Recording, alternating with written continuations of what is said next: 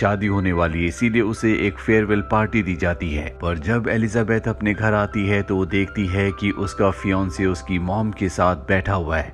वो एलिजाबेथ से कहता है कि मैं तुमसे शादी नहीं कर सकता, मुझे पता चल चुका है कि तुम मुझसे प्यार नहीं करती। एलिजाबेथ उसे कन्विंस करने की कोशिश करती है कि ऐसी कोई बात नहीं है, क्योंकि उसका फियांसे सच में बहुत अमीर है और कुछ ही महीनों में उसने उसके बहुत सारे पैसे खर्च कर लिए। और अब एलिजाबेथ का फियांसे उसकी सच्चाई जान चुका है, इसीलिए वो उससे ब्रेकअप कर लेता है।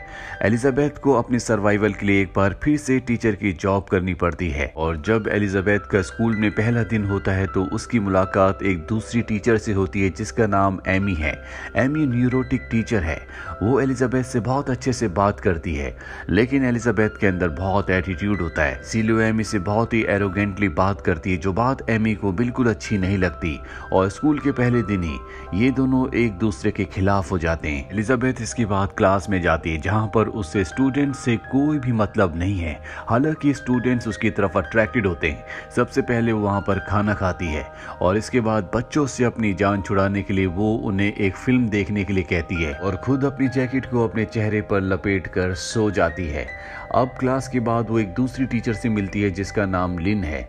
लिन से उसकी दोस्ती हो जाती है। एलिजाबेथ लिन को बताती है कि मुझे टीचिंग की जॉब में कोई भी इंटरेस्ट नहीं है, मैं तो और भी हॉट और अट्रैक्टिव दिखना चाहती हूँ, जिसके लिए मैं कई सारी सर्जरीज करवाऊंगी ताकि जो अमीर लोग हैं वो मेरी तरफ अट्रैक्ट हो और मैं किसी एक बकरे को फंसा कर अपनी जिंदगी सेटल कर लूं। स्कूल में एक दूसरा टीचर होता है जो कि जिम टीचर है, जो एलिजाबेथ को पसंद करता है, लेकिन एलिजाबेथ को बिल्कुल पसंद नहीं है क्योंकि वो अमीर नहीं है और उसे एक अमीर इंसान चाहिए जिसके साथ वो अपनी जिंदगी सेट कर ले। इसी स्कूल में एक नया टीचर आता है जिसका नाम स्कॉट है। दरअसल ये एक सब्स्टिट्यूट टीचर है, यानी कि ये किसी और टीचर के बदले स्कूल में पढ़ाने के लिए आया है। एलिजाबेथ को पता चल जाता है कि ये हैंडसम होने के साथ साथ बहुत अमीर भी है, इसीलिए एलिजाबेथ उसके पास जाती है और अपनी अदाएं दिखाते हुए कहती है क्योंकि तुम स्कूल में नए हो इसीलिए मैं तुम्हें स्कूल दिखाना चाहती हूँ। और उससे बातों बातों में पूछ लेती है कि वो सिंगल है, लेकिन पहले उसकी एक गर्लफ्रेंड थी और एलिजाबेथ उसकी फोटो देखना चाहती है। स्कॉट जब अपनी एक्स गर्लफ्रेंड की फोटो दिखाता है तो पूरी तरह से हताश हो जाती है क्योंकि उसकी एक्स गर्लफ्रेंड बहुत ही सुंदर और बहुत हॉट थी। और अब एलिजाबेथ तय कर लेती है कि वो किसी भी कीमत पर अपनी सर्जरी करवाएगी ताकि वो पहले से भी ज्यादा अट्रैक्टिव दिख सके। रात को वो एक बार में जाती है जहां पर एक आदमी होता है, वो उसकी तरफ अट्रैक्ट हो रहा होता है। एलिजाबेथ को लगता है कि ये अमीर आदमी है, पर जब उसे पता चलता है कि ये तो मात्र एक थेरेपिस्ट है तो एलिजाबेथ उसे अपने आसपास भी नहीं फटकना चाहती। एलिजाबेथ की एक ही डिमांड होती है कि उसे अमीर आदमी चाहिए। अब एलिजाबेथ एक डॉक्टर के पास जाती है और बताती है कि उसे अपनी सर्जरी करवानी है। डॉक्टर बताता है कि सर्जरी के लिए तुम्हें $9,000 देने होंगे। ये सुनकर वो पूरी तरह से हताश हो जाती है क्योंकि $9,000 उसके लिए एक बहुत बड़ी कीमत है।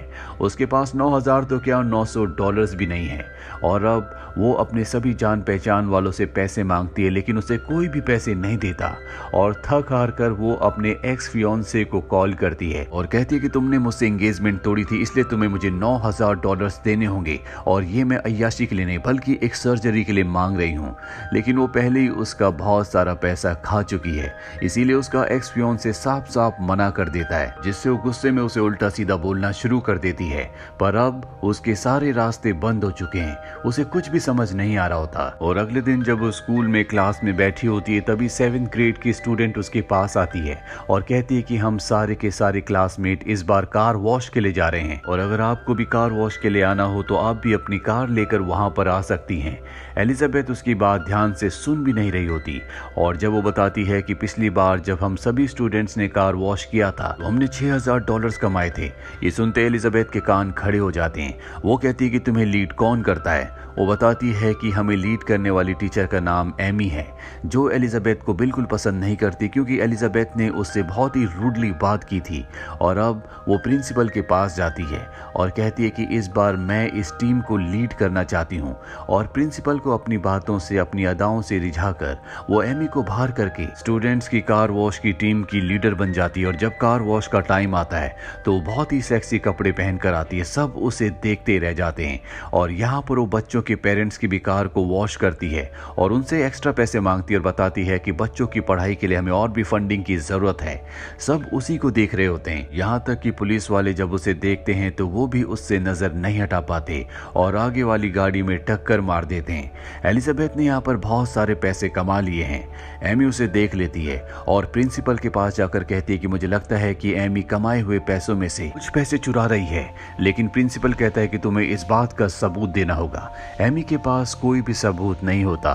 वहीं एलिजाबेथ के पास कुछ पैसे तो आ गए हैं, लेकिन ये उतने पैसे नहीं है जिससे वो अपनी सर्जरी करवा सके। अब एलिजाबेथ को पता चलता है कि स्टूडेंट्स का एक स्टेट टेस्ट होने वाला है और जो भी क्लास उसमें सबसे ज्यादा मार्क्स लेके आएगी उस क्लास की टीचर को 5000 कुछ डॉलर्स मिलेंगे। इसलिए एमी तय करती है कि अब वो अपने स्टूडेंट्स को सीरियसली पढ़ाना शुरू करेगी। वो सबको पढ़ाना शुरू करती है। दरअसल वो उन्हें एक नॉवेल पढ़ा रही होती है, लेकिन टेस्ट में अब कुछ ही वक्त बचा है, इसीलिए बच्चे टेस्ट देने के बाद भी उसे जीत नहीं पाते। लेकिन ये फर्स्ट राउंड होता है, अभी फाइनल राउंड होना बाकी है और एलिजाबेथ किसी भी कीमत पर 5000 डॉलर्स कमाना चाहती है ताकि वो अपनी सर्जरी करवाकर और भी अट्रैक्टिव दिख सके। पर बच्चों का स्टेट टेस्ट में फर्स्ट आना बहुत मुश्किल है क्योंकि उनके पास इतना वक्त नहीं है कि वो सारे के सारे तैयारी कर सके। एलिजाबेथ एक प्लान बनाती है और तय करती है कि वो क्वेश्चन आंसर की जो शीट्स हैं उन्हें चुरा लेगी ताकि वो बच्चों को उसी चीज की तैयारी करवाए जो एग्जाम में क्वेश्चंस आएंगे। इसीलिए वो एक एजुकेटर के पास जाती है और उसे सीड्यूस करना शुरू करती है, जिसके बाद वो उसे उसके ऑफिस में ले जाती है और उसके ड्रिंक में कुछ मिलाकर उसे बेहोश करके उसके ऑफिस से उस क्वेश्चन आंसर की शीट को चुरा लेती है जो अब आने वाले एग्जाम में आने वाला है। और इस तरह से एलिजाबेथ की क्लास फर्स्ट आ जाती है, जिसके बाद उसे 5700 डॉलर्स मिलते हैं। अब उसके पास इतने पैसे हैं कि वो अपनी सर्जरी करवा सके। और इससे पहले कि वो अपनी सर्जरी करवाती उसे पता चलता है कि स्कॉट और एमी एक दूसरे को डेट कर रहे हैं। वो किसी भी तरह से इन दोनों को अलग करना चाहती है, एमी को अपने रास्ते से हटाना चाहती है। एलिजाबेथ को पता चलता है कि स्कॉट और एमी बच्चों को पिकनिक पर ले जाने वाले हैं और एलिजाबेथ ऐसा नहीं चाहती, इसीलिए वो एप्पल पर कुछ लगाती है और जब एमी उस एप्पल को खाती है तो उसे रिएक्शन हो जाता है जिससे उसके चेहरे पर एलर्जी हो जाती है और वो पिकनिक पर नहीं जा पाती। एलिजाबेथ को उसके बदले भेजा जाता है। हालांकि एलिजाबेथ स्कॉट को चेस कर रही होती है, वो उससे शादी करना चाहती है, उसे डेट करना चाहती है, लेकिन यहाँ पर जिम टीचर भी होता है जो एलिजाबेथ को शुरू से पसंद करता है। वो एलिजाबेथ से प्यार करता है। इन दोनों के बीच में अच्छी खासी दोस्ती भी है, लेकिन एलिजाबेथ उसे डेट नहीं करती क्योंकि वो अमीर नहीं है। अब रात को दिखाया जाता है कि एलिजाबेथ और स्कॉट एक ही कमरे में होते हैं जहां पर एक दूसरे के क्लोज होते हैं और वो सब कुछ रिकॉर्ड करके एलिजाबेथ एमी को सेंड कर देती है ताकि उन दोनों का ब्रेकअप हो जाए। एमी को ये पता चल चुका होता है कि उसके चेहरे पर जो एलर्जी हुई है वो एलिजाबेथ की वजह से हुई है, इसीलिए वो उसका पर्दाफाश करना चाहती है।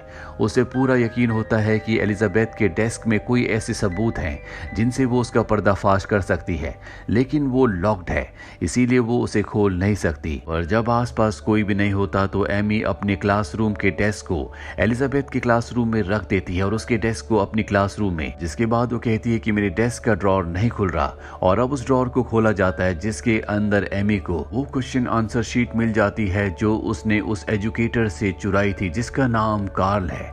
और अब एमी के पास सबूत है।